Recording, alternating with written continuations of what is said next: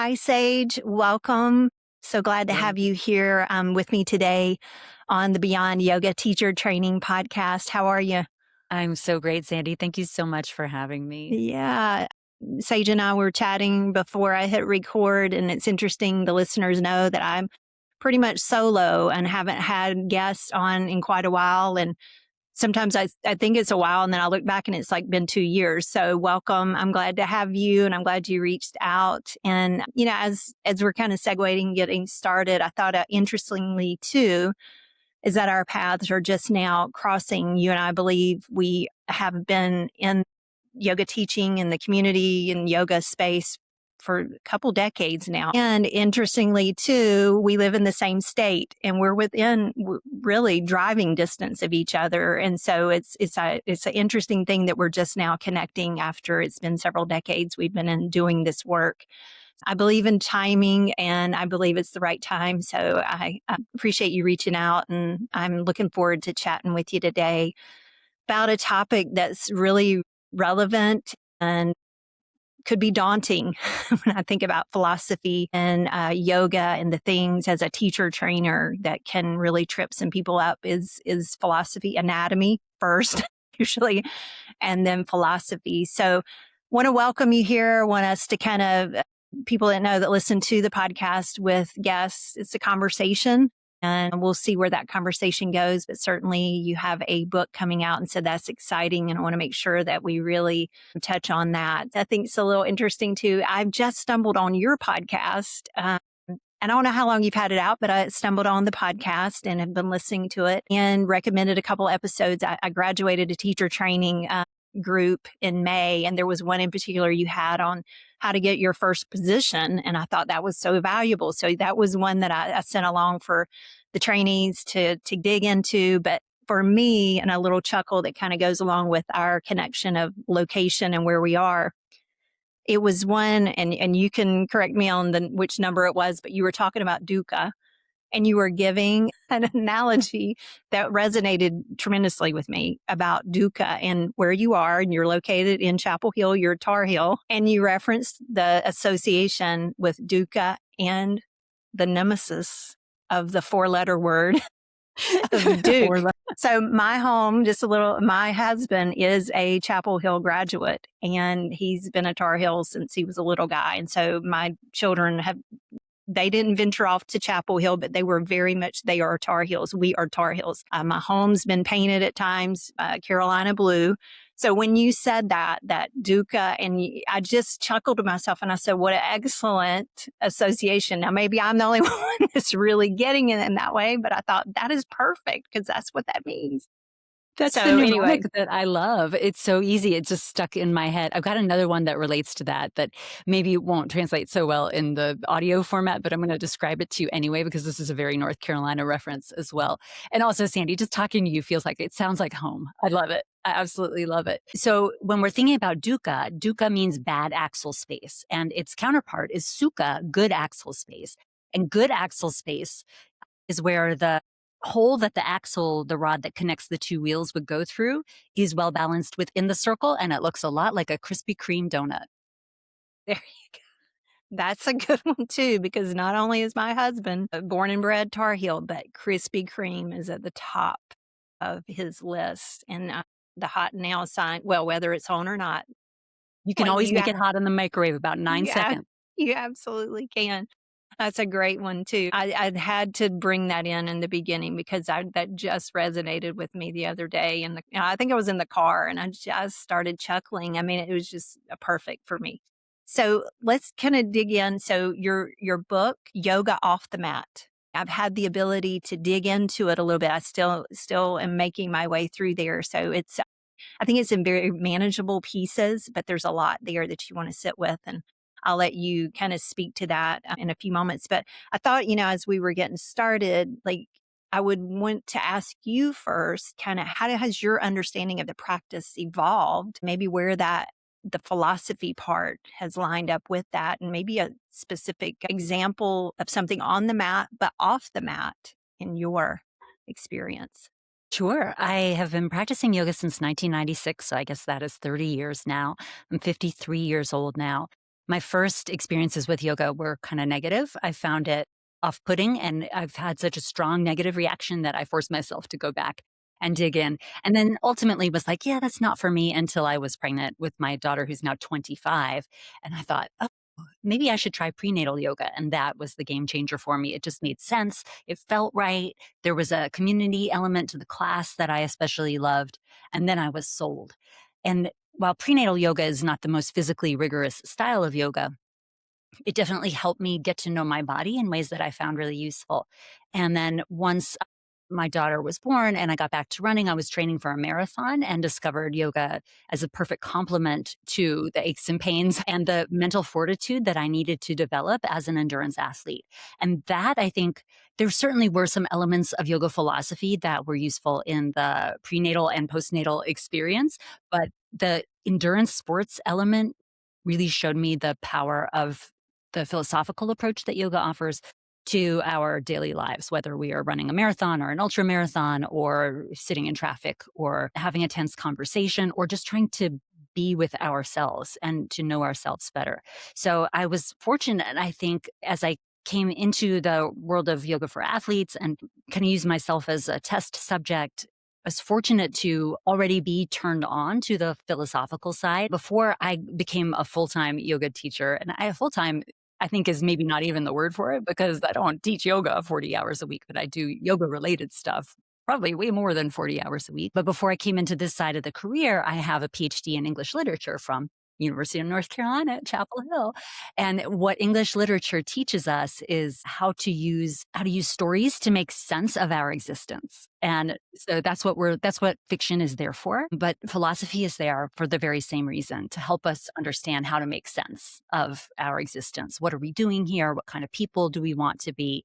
How should we treat others? How should we treat the environment, the planet? How should we treat our own bodies? All of that is something that yoga philosophy has lots of useful ideas on. So I was lucky that pretty early on, within the first decade of my 3-decade yoga experience, I was already working on that path. And then as I became a yoga teacher trainer, I certainly wanted to make sure that I was honoring that side of the experience all the way along. Some of the previous books that I have written are called Teaching Yoga Beyond the Poses and Teaching Yoga Beyond the Poses Volume 2, which are books on yoga theming. So those are for yoga teachers in particular, to give them some simple ways that they can put a theme or messaging or some kind of inspiration into the yoga class so that their students are aware of what we're talking about here, the importance of knowing the bigger context of yoga and of knowing that asana is just one little doorway into this wide world of yoga that guides us toward liberation and self-knowledge. Those books were teacher specific, and this one that we're talking about today, Yoga Off the Mat, is one that we as teachers could give to our students when they're asking. Or I'm hoping that we as teachers will find little nuggets and simple ways to explain what can sometimes be an off-putting and complicated topic in ways that will land for our students as immediately applicable to their daily lives. Yeah. So you mentioned that. So it sounds like you may have been under the teaching or the guidance from a teacher that was weaving this thread of philosophy into the classes you were taking, if I'm listening, hearing you correctly in the beginning. Or did you find that you were gravitating towards the desire that there was more to it than the physicality of the practice? Little bit of both. I would certainly get nuggets from my teachers, and then I would go and read. As a reader, I would, like, "Oh, I gotta go do some research about that," and I would go and read. But I do remember that the first encounters that I had with some of the written texts were, like, very opaque, and I was used to reading, like, deep reading, Mhm. close reading, and I remember looking at some of the tomes and just thinking, like, "What?" And then in search of something to put it all into context, I got a hold of Georg Fauerstein's book, and I remember also being like, "Wait, what? This is so academic and scholarly," and I would love a yoga philosophy for dummies book. So that ultimately is kind of what we've written in Yoga Off the Mat, except we don't think our readers are dummies. We do want to make it, though, simple and useful and immediate for us. One thing I remember is reading The Heart of Yoga by TKV Desikachar when I was in my yoga teacher training in 2003 and thinking, like, woof, he has this explication of the Yoga Sutras that at the time felt really opaque and confusing to me. And then I picked it up like 5 or 10 years later. I was studying with Leslie Kaminoff, who was a direct student of Desikachar's, and I picked it up and I was looking at it. I was like, "Look, duh, this is all perfectly clear now." And it's just, I had to sit with the concepts, and I think I had to get a little older and immerse a little bit deeper in some of the non-asana elements of yoga to let those teachings land with me. So my invitation is for folks who have found reading yoga philosophy to be difficult in the past is to come back to it and keep coming back to it and try to find different paths up this mountain, because some of them are express routes and some of them are little single track trails that You're might have right. some beautiful views along the way, but are going to be a lot more arduous to climb. Right. So I noticed in the book that I feel like it's a great, there's a lot, but there's a relevance, meaning you give application to the concepts that you are speaking of in each of the chapters, which and I'm not sure if you're aware, but I published a book 2 years ago, Teaching from the Heart. And part of it was sitting in this, like, had this collection of time that I had been practicing and teaching, and like, what do I do with this? And wanted to, support teachers, but also at the end, it was very important for me to add in the little piece of reflection or whatever it was, application, to what do I do with this now? So I noticed that right away in the structure of the book, that a topic that can feel daunting in some of the books that you've already mentioned that are thick and they're dense, opaque, and they're rereads. And when I use those type of texts in trainings that I lead, I often tell them, don't read this late at night. This is not a go to sleep book. But this, sometimes we have to read for the sake of the assignment, right? We do the assignment, but not reading, thinking that you're going to get it all in one, go. These are rereads. And I think life experience and the embodiment of experience allows us to, and I tell them, you'll cast out, it'll be down the road. It could be 6 months, it could be years, and a light bulb will go off as to what that means. But in the book, I noticed you give what feels relevant in some tangible ways for people to apply what you're talking about. And I mean, there's a lot in there. I was surprised, but in a way that you put it together and compiled it in a way that I feel that it is really going to be relevant to the householder, the one that is pursuing depth in their practice, and kind of that sense of, I think I felt when I began the practice of, gosh, this is different. This is something unlike any other movement modality I've ever done, because I encountered yoga in a gym setting out of curiosity. So thinking about that, of someone who, I think about the Western approach, and I think about how a lot of us or people are coming into the practice, and it's usually coming in with the physical standpoint, or they're seeking those things that usually are very physical in nature and movement oriented. How do you feel this book becomes this companion of that kind of journey? What would you say to someone that's kind of being sparked, that there seems like there's a little more to this than just the asana, the movement piece? Yeah, that is a great description of the ideal reader for this book. It is the person who came to yoga for physical reasons. They wanted more flexibility, or their doctor said it would help with their back pain. And then they have that seminal experience, if not in the first class, in the first 3 to 4, and typically during Shavasana, where they're like, whoa, there's something really happening here. And maybe it's just getting still enough to notice the fluctuations of your mind. Maybe it's using breath work as a way to regulate your nervous system, and then really realizing that you were dysregulated before and you like the way that it feels to go slower. Or maybe it is that kind of feeling of moving beyond time and space in Shavasana. So it's for those folks who have had that experience and who then are are eager to know, like, what was that alchemy? What was that magic? What is this thing that is happening? I think it's like that taste of samadhi, the taste of bliss, that when we go into study the 8 limbs of yoga, we realize, oh, it's just setting the preconditions for it. It's not anything that we can force or make happen. But once you have that taste, you're very interested in knowing, like, what is the recipe for setting those conditions on my own, and maybe in ways that don't even involve me unrolling my yoga mat. Right. And that's a good one to kind of, let's tag on to. I think about what I had experience in one of my teacher trainings as a trainee in my 500-hour study, and it had a group that came together, that many that were very asana oriented, but then there was this beautiful mix of those that had really had more of a meditation depth of practice, that we converged together, and it was a beautiful experience. And then we ended up co-creating kind of this collective experience at the end at graduation. But I remember a close friend that I made in that experience was one of the heavy meditators. And she was kind of, you know, like little head tilt to those of us that were very asana driven, and some of us having trouble with the still part and the meditative part. But thinking about those different practitioner styles, and then thinking about too your background with athletes and that athlete word. And I'm a mom of three athletes, three college athletes, and one who played some professional for a while too.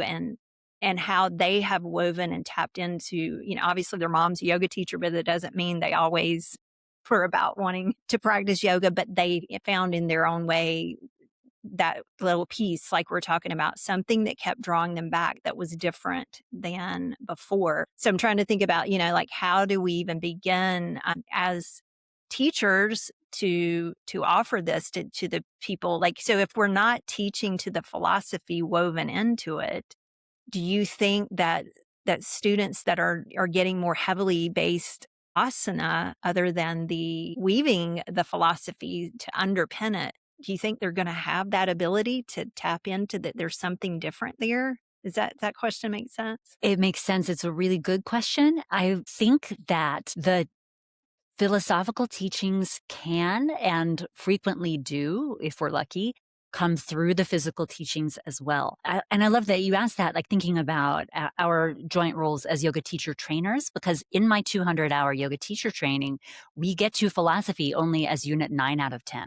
Instead of front loading it, the first 3 units in my YTT are all energetics about like, how are you going to make it through this experience Right. intact, right? Right. And if I had put philosophy there as a means of contextualizing, it would make sense pedagogically, but I think energetically it doesn't. And that once you have thought through what is our role as yoga teachers, how can we protect and manage our energy as yoga teachers and lifelong students of the practice, and then get into the nitty gritty of how we construct a class and how poses might slot together and how breath exercises complement the poses and all of those pieces, we actually are pulling through all of the philosophy in a way so that when it arrives as unit 9 of 10, it's like me returning to the heart of yoga, like, oh, duh. Yeah, she's been talking about that all along. And my practice has pulled this forward in my experience and awareness without even needing to be explicitly tagged as now we discuss philosophy. So I think done right, it emerges on its own.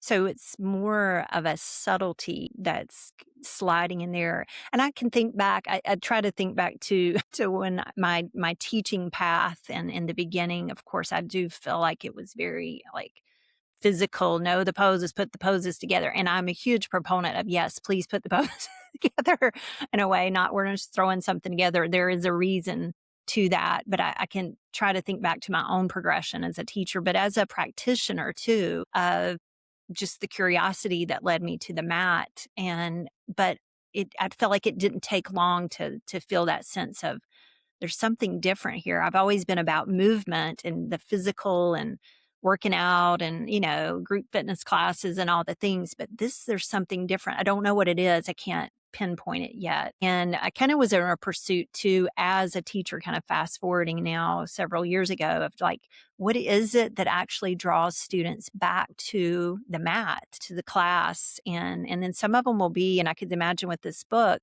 on this journey, that they are coming back to a physical space of a, you know, wherever, a class setting or something like that for that journey.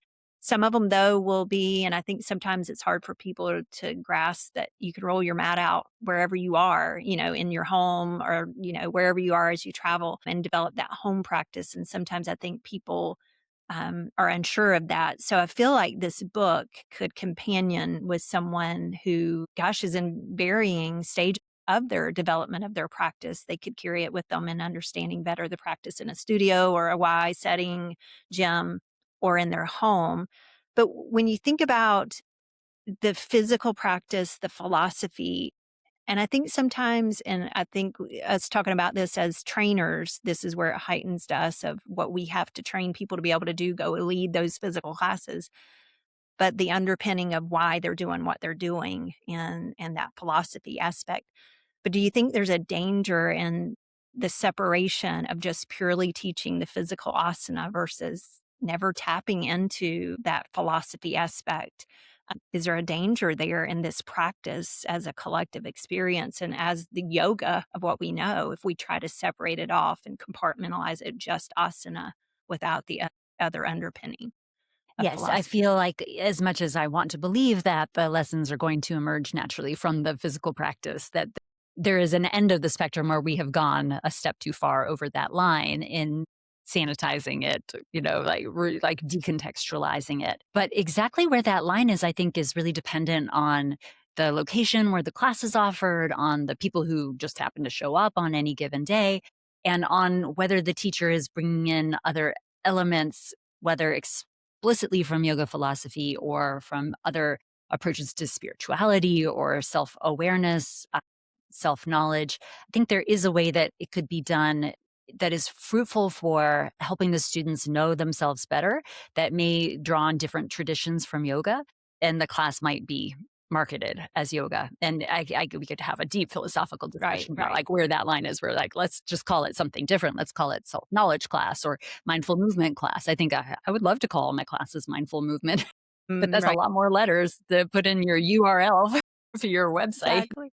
especially when all your branding has already been yoga the whole time. Exactly.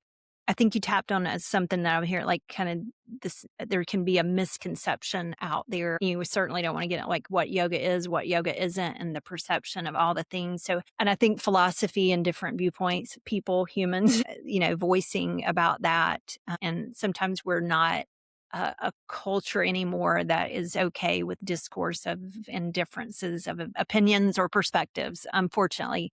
How do you believe this book helps to support maybe some what you might have felt, or do you feel there are some misconceptions out there of that maybe makes yoga and philosophy kind of dangle out there as not being attainable or relevant and tangible? Do you believe this book helps? What ways to support that? Good question. Yoga is a very broad term that has many different definitions, each of which can be true simultaneously, and each of which is just a piece of the full picture. It's funny. Our publisher is the one responsible for writing the title of a book, including the subtitle. And we get a little bit of input as authors, but really it's the marketing department makes the decision. And I remember one of the first covers that they showed us was like yoga off the mat, applying the 8 limbs of the Yoga Sutras to modern life. It was like, y'all, that's one part of the book. That is not the whole book. And so we are not like, well, this is going to be Patanjali's yoga, or this is going to be Kriya yoga, which would be just taking out like a teeny little sliver of Patanjali's yoga.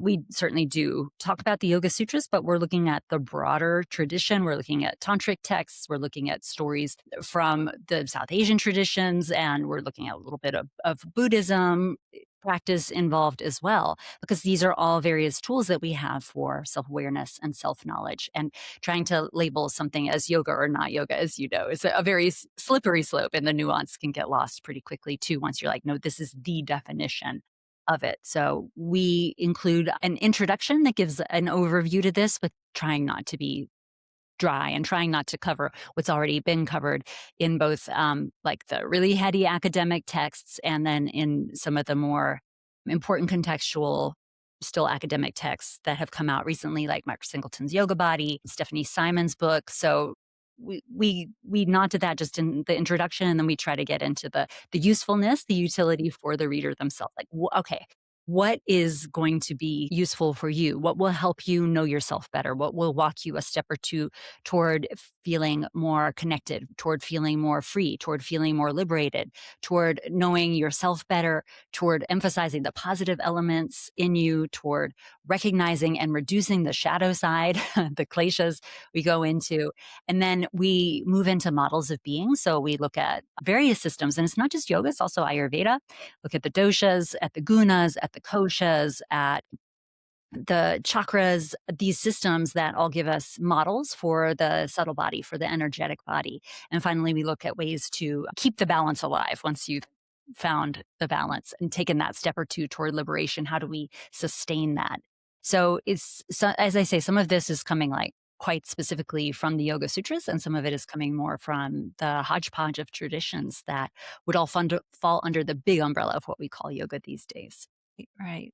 Well, and it gives it some ability to flavor it in a lot of different ways that, and maybe some of the people have heard of certain concepts or not heard of others, but it kind of broadens it and allows the reader, the practitioner, the teacher to be able to see it. Like I said, there's depth, but it's in manageable bites that could, if it could feel daunting and it could feel like, I don't even know if I can start this, but it feels like something that is a manageable pace and giving enough to it to do something with it, then it feels so abstract or not relevant of even knowing how you could apply it to your life. So I know that writing a book takes many years, I'm sure, in the working. So in your career and in your past, you've written books, but now what was it that prompted you that this seems like the timing for this kind of book?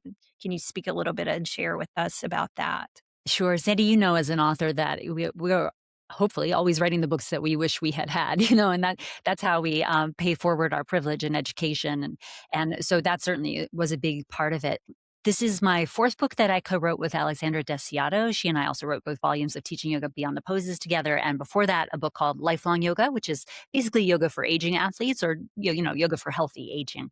And this was, as Teaching Yoga Beyond the Poses was, in large part Alexandra's idea. We saw how much people resonated with the Teaching Yoga Beyond the Poses books. And we thought, if teachers are this excited to share this with their students, what if we gave them a different resource that they could just hand to their students? So it's not cutting the teacher out of the loop, but it is speaking more directly to the general population of yoga practitioners instead of exclusively yoga teachers. We sure hope yoga teachers will read this book and then, share their copy with their students or buy a whole bunch of them and give the copies to their students, because this is something that we have found ourselves digesting and sharing with our students over the years, both directly with the students and then also with the teacher trainees that Alexandra and I have been training. So when I stepped out of the full-time leadership of, and I'm still the director of the yoga teacher trainings at Carberry Yoga, where I co-owned the studio for 15 years. But as I pulled out of being the lead teacher trainer there, I handed the role to Alexandra, and she pulled in a little bit more philosophy than I had been using. So it was really cool to see, all right, she's got her take on this. She's done some deep research on this as part of writing Teaching Yoga Beyond the Poses we both did. So we were able to then take what she had learned, what I had learned over the years. Both of us have studied with a different range of teachers and then synthesize it all together. So that was the impetus. We wish we had this to hand to our students. So let's be the ones to write it. Yeah, no, that's great. Early on, you talked about the stories and your background, education and English and the stories. And I think about yoga stories. And I think that people always have, how did you come to yoga? And I like to hear that and how, or how did yoga find you or those things. And I know for me, I was looking at in a gym through a wall, watching some people do some interesting movements. And I'm a curious person. I'll tell people I'll try anything once, some things, anything once, just out of curiosity. And that's really what drew me into that space and that room. And I was kind of wandering around in a routine of trying to stay in a routine. And listeners and people who know my story and different things, I came after the death of my mother and just trying to find, as a young mother, trying to find something that felt that it wasn't totally my life different at that point, even though it was. But I was in the routine and saw that, and I walked in. And for me, I ended up finding I wasn't coming in looking for something. I found much more. And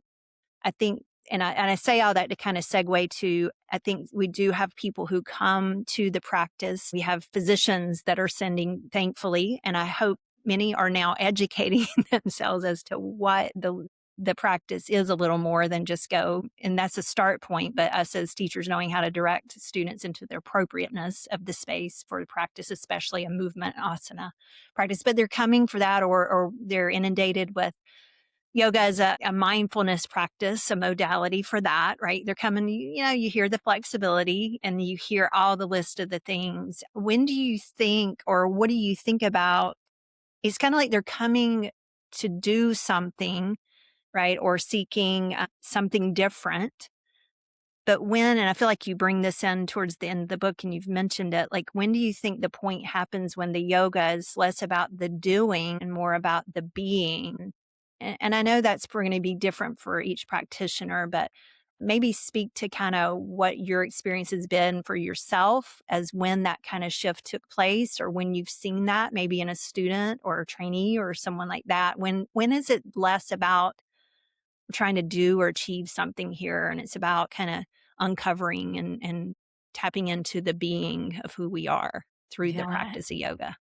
I think that's something that can happen very slowly over decades, or it's something that can happen very suddenly all at once. It cracks me up hearing because I had the exact same story. I was like climbing on the stair climber at the gym and looking through the window into Exactly. the group exercise room. And I was like, oh, stretching, I can do that. And then I Right. went in there. It was so hard. It was not Yes. what I thought it was going to be. And I had such a strong negative reaction. Just like you, I was like an avid gym goer. I loved spin class. I loved step class, double step class, 4 steps at once. Loved that class. Right. Slide aerobics. Do you remember that, Sandy, where we would lay out Yes. the sheet and put booties over our sneakers and go side to Yes. side like we were speed skating?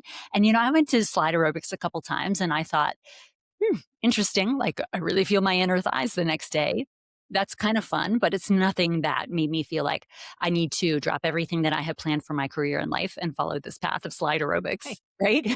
Right. People have that feeling about yoga all the time. I had such a strong negative reaction to that first gym class that I thought, all right, I got to go back because I wasn't just like, huh. It was like, I actively hated it. So I went back the next week and the teacher wasn't there. He had a sub, and the sub had us do partner yoga, unbilled, unpermissioned partner yoga. And I had to like touch this woman's feet. I didn't even know her name. I was even more put off than my first class. And I thought, that's it. This yoga stuff isn't for me. And it was years before I went back. But when I went back, as I told you earlier, it was prenatal yoga. And I went with my best friend who was also pregnant. And she lived down the street. We went together in the car. We walked into the room. It was full of pregnant women. We were so excited, like to get to know these people. They would be our play group, and they were. Once the children were born, and the teacher walked in. She was also pregnant, which was really nice. But it was that teacher from my second class, Sabine. She taught the second class and the third class, and I was like, "Oh, I know this lady." And Get ready to partner. she had us do partner yoga, and she had us rub each other's swollen ankles. And Sandy, I loved it. I was like, this is great.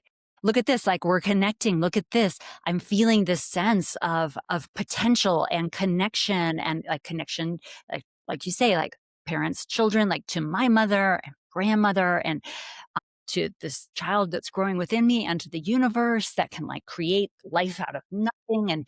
And all of this was just blowing my mind. So in an instant, like I changed my thinking about yoga. But it wasn't that the teacher was different. It wasn't even that the exercises were different, because it was still touching some random person's feet. But I was in such a different headspace. So that's what I mean when I say it can happen in an instant, that you have this kind of shift. And this is something that Patanjali says. It's like, well, here are all the things that we can do to achieve samadhi, enlightenment. And for some people, it just happens. Right. Boom, a bolt comes out of the blue and it just happens. But for many of us, it is the work of several decades of getting to know the poses, first as a vocabulary, and then as a means into something deeper. So it's like the words are not pointing at words themselves, the words are pointing at meaning. And then once we start to have that meaning, then we can transfer that meaning into things even deeper than what the experience is of doing any particular shape on any particular day. So that would be the slow road. And I think that's the road that many of us are on. And then, of course, at the same time that we're walking down that road, we are living in bodies that age. And inevitably, there's going to be some kind of injury or illness or limitation that surfaces.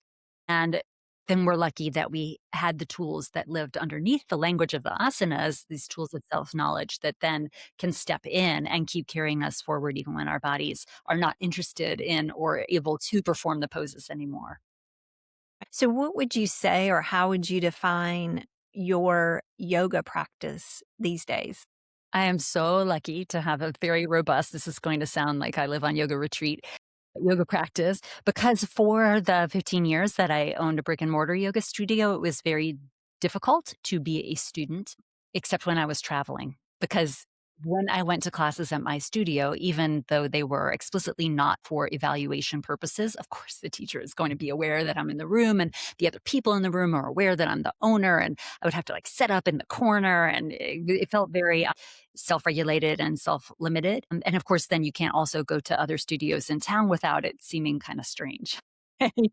Like you're poaching or it's corporate espionage or who even knows what. So I didn't get to study with people in person unless I was traveling. So I did a lot of self practice. I did a lot of like video practice, and that's fine. I still do a lot of those, but now I can go take classes again. So I start every day with a Kundalini yoga kriya. It's funny, like if people are watching on video, I realized I'm wearing all white and I have the sheepskin on the floor behind me, but I'm not that deep into Kundalini world. But I have found that to be a really wonderful focusing tool. So I'll do a 20-minute kriya and then I'll do some journaling. And then I start on my day, a bunch of exercise in the morning, often followed by a little bit more yoga asana, something more classical, hatha vinyasa yoga asana.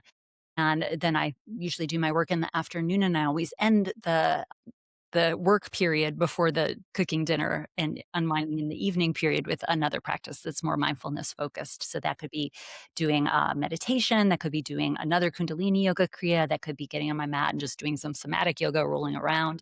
That could be following along with a leg class, or if I'm somewhere where I can get to a class in person, then I go and do that as well. So it's got some movement, but it's less like, and then I do a 90-minute version of, of all the exercises I have learned over the years. It's more short, it's more spontaneous, it's more fluid, except for whatever kriya I have put in that opening slot for 40 days. I do it for 40 days. I love having that amount of structure, and then the rest of the day can Mhm. be more free. Would you, or is there any area in your practice that you feel is challenging, or meaning you're kind of still working into, or there's something going on in this stage of your life, or one aspect? And it may be that it sounds like you've got a variety that is all layered in and woven together and supporting. But do you feel like right now there's anything that feels challenging within the discipline and the practice? For me, the challenge is always in the craft. So when I get to take a class, as a really, I mean, pretty much every day I take a class like that is led by somebody, even like a 10-minute video. I'm always thinking in my mind, why did they do it like that? Like, all right, so it's impossible to turn off that teaching brain. We had a teacher trainee years ago. I just love that she said this. She said on the first day of yoga teacher training, she said, I took a film class in college, and on the first day of the film class, the professor was handing out the syllabus. And as he did, he said, I need to apologize to all of you because once you have taken this class, you will never be able to watch a movie the same way again. And I was like, oh, that's so good because that's Yeah. exactly what Yeah. happens to folks who've gone through yoga teacher training is that they start to think, okay, so how are these pieces put together? And is this building towards something? Or if not, why did they choose to sequence them in this way? So the challenge for me is to get out of the teaching brain. And that's where doing practices like somatic yoga that are much less guided and much more self-led, I think has been a game changer and getting me more in my body and out of my analytical head. That said, I also think it's good to wonder why things are put together in this way and to kind of like cherry pick and collect and reverse engineer because every teacher has something to teach us. Even if it's like, wow, I didn't think that felt great and I wouldn't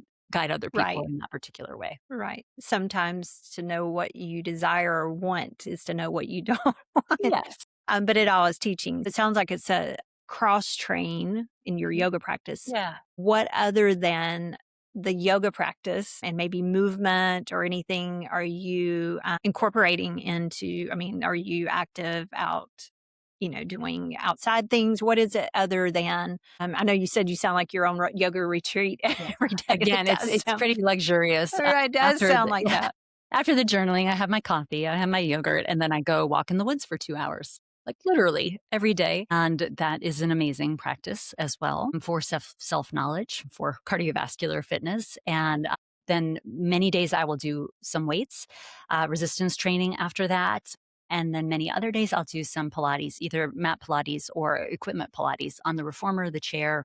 I love that as well because that is kind of at the other end of the spectrum from the somatic yoga, moaning and rolling around on your mat. Pilates is very precise and there's a correct way to do it. And that's a place where I can wonder why we do things this way without needing to reverse engineer it for anything other than my own practice. I do sometimes occasionally teach a core class, and I'm working on a core strength training for yoga teachers, how to add a core element to your class that I'll release this fall. But in general, I'm not learning like to teach reformer Pilates. It's something that I get to do just for myself. And it's like I say, it's similar, but it's different enough. And it's so structured in such a different way from some of the more loosey-goosey styles of yoga that I like to practice these days. Right. Yeah. It's funny that you bring that up. So well, recently in the last, gosh, it's probably been over a year now, probably pushing a year and a half. I've been in the pursuit of knowing myself in an aging body Mm-hmm. differently, and some grace for myself of how I once moved, that all of a sudden I wasn't moving in that way, and some different things. And thankfully I'm a researcher, and if something's not feeling right, I need to understand why, and I'm not afraid to go find help in that. So thankfully, supported myself with some understanding of the body I was in, but it changed my practice physically tremendously, and had a season of feeling not strong, not steady, and my practice and my teaching had been infused for years in strength and stability, and kind of known. And that was the type of, I mean, I can teach all the things, but that was just something that was felt very relevant for people to be doing to be stable. But then I encountered myself not stable and being the one needing to teach that. And so it's been a journey of understanding myself differently and having compassion for myself. But it's also led to, here in our hometown, of a Pilates studio with the reformers. And I, out of curiosity and a friend wanted to go, went. And it's piqued my interest because I'm now challenged in a way. It's kind of putting my yoga asana skills to the test of some balance and some different things. Like you said, I feel like it's a gift for me to give myself of not. Now, have I been approached already about teaching? Yes.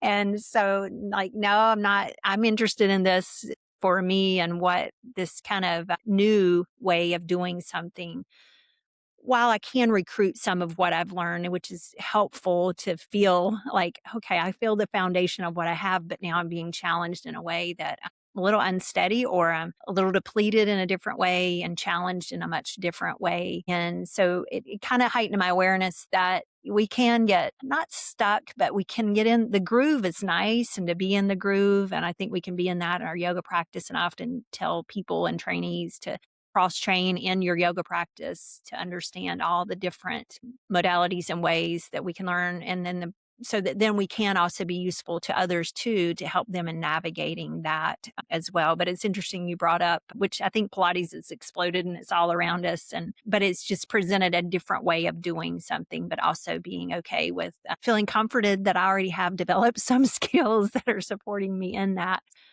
What do you feel like right now might feel like the a dauntingness of that kind of inquiry, that's a challenge, but maybe a curiosity to step a little bit more into the challenge? Is there anything in particular that you're doing right now that's doing that? Yes. And just for context, having been an endurance athlete for a long time, coached endurance athletes doing like ultra marathoning, long distance triathlon. I was very used to finding the edges physically. And as a consequence, and I think this is a very good thing, I learned really early on that my yoga practice needed to be a complement to my training and not just an extension of it. So I've always been drawn more toward the softer styles of yoga. Even though like my stated specialty is in balance, balance can be soft too. Balance doesn't mean like sophisticated arm balances. Balance is something that carries across the years for life. But I named my virtual yoga studio Comfort Zone Yoga for a reason. I think the comfort zone is underrated. And I acknowledge we have to leave our comfort zone in order to grow. I also feel like we get so conditioned to always being on that upper edge and pushing and working and making things happen. And we have so much stira, so much of that pranic energy, so much of that rajasic energy in our lives that we forget that we need to balance that with tamasic energy and sukha energy and non-dukkha energy. Right.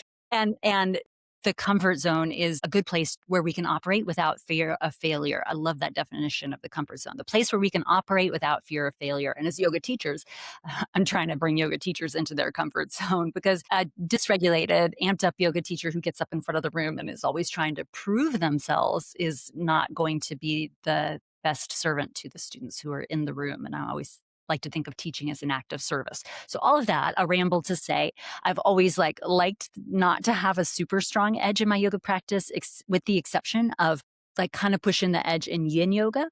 But again, like that's like the hardcore, soft core. You know what I mean? Like it's still like a very mellow practice, but where I find the edge is in the breath exercises that Kundalini yoga in particular offers. How long can you keep this breath of fire going with your arms up in the air? What does it feel like to take a deep breath in after that and to hold it? And how much more are you capable of doing there? So I feel like the pranayama side is where I'm out in my growth zone the most and not in Right. the physical side.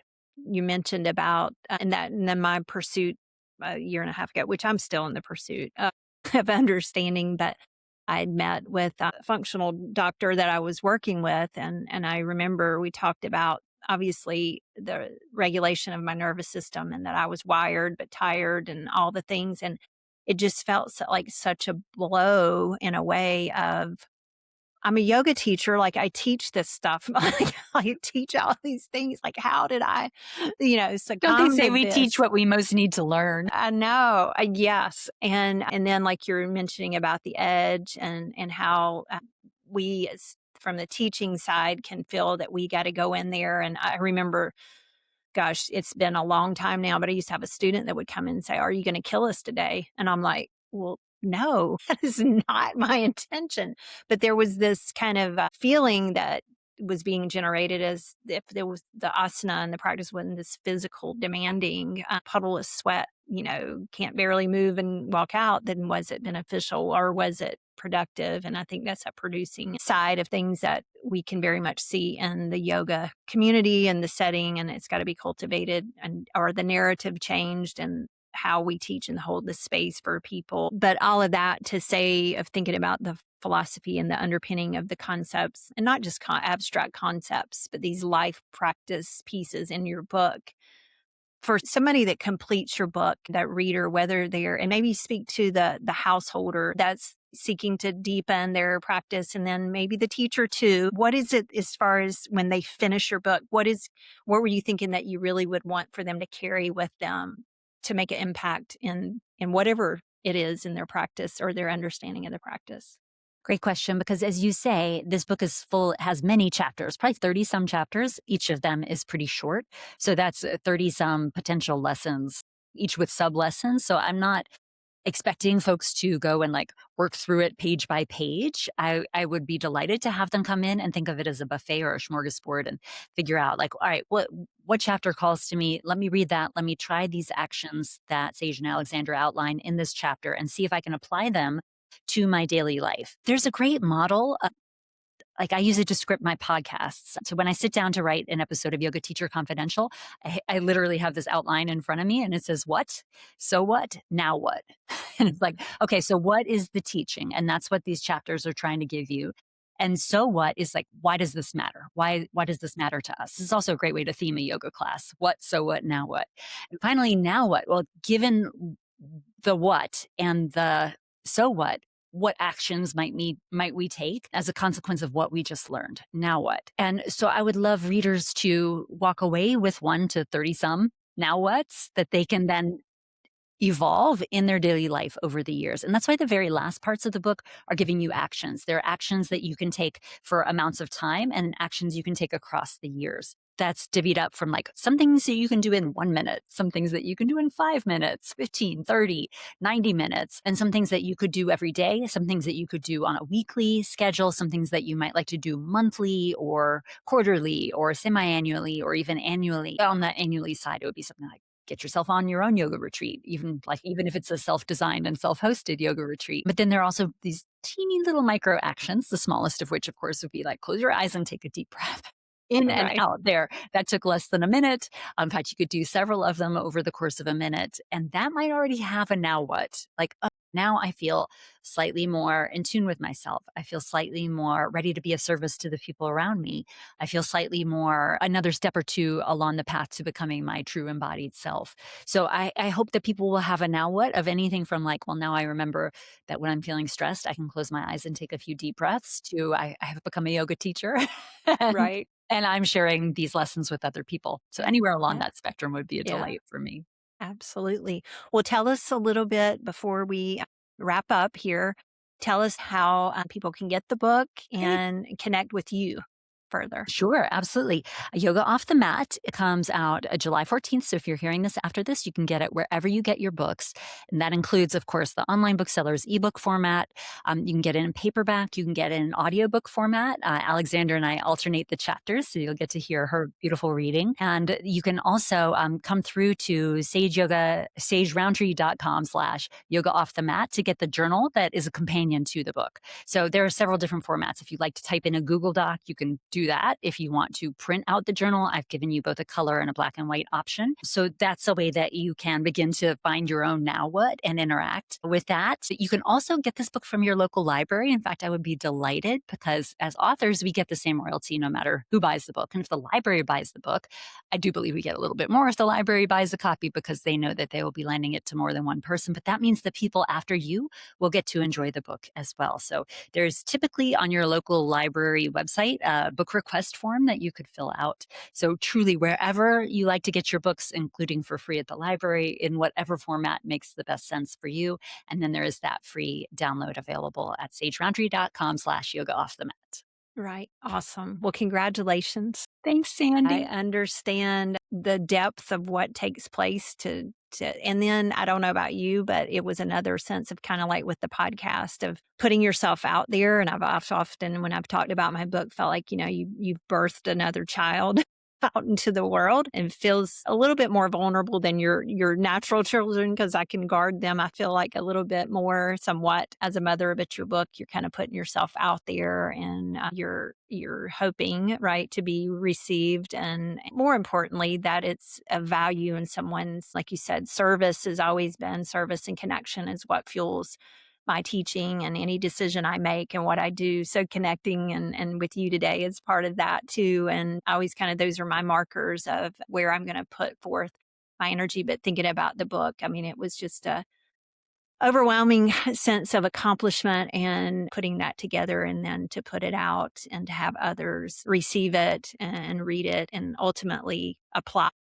and find relevance in the content. And so I'm excited for the readers of your book and have no doubt that it's going to help to keep whoever it is that's reading it. That's a great thing that this net gets cast wide for people to be able to use all that you've packed into it so thoughtfully.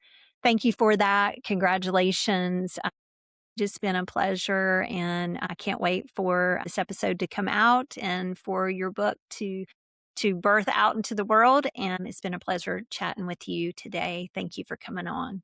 Thank you so much for having me. It's always great to talk to a neighbor. Go Heels. Absolutely.